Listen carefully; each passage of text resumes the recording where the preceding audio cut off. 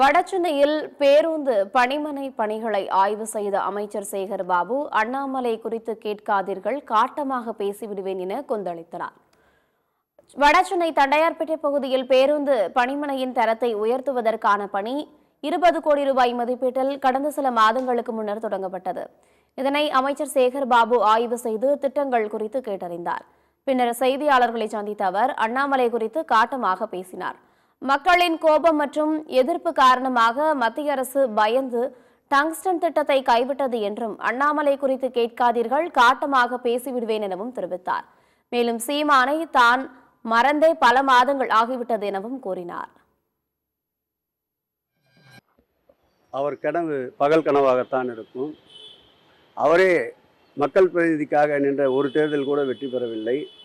இன்றைக்கு மாண்புமிகு தமிழக முதல்வர் அவர்கள் செல்லுகின்ற இடமெல்லாம் நின்றால் மாநாடு, நடந்தால் பேரணி என்ற ஒரு வரலாறு உருவாகி கொண்டிருக்கின்றது. தானாக சேருகின்ற மக்கள் கூட்டத்தை பார்த்து அவர் அந்த மக்கள் கூட்டத்துடைய வரவேற்பை ஏற்காமல் எப்படி செல்ல முடியும்? இது அவர்களுக்கு வயிற்றெரிச்சலை கிளப்பி இருக்கின்றது.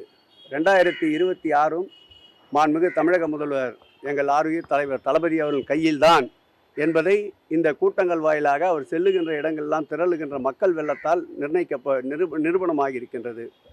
ஆகவே வயிற்றெரிச்சல் இப்படி ஏதாவது பேசிக்கொண்டு தான் இருப்பார்கள்.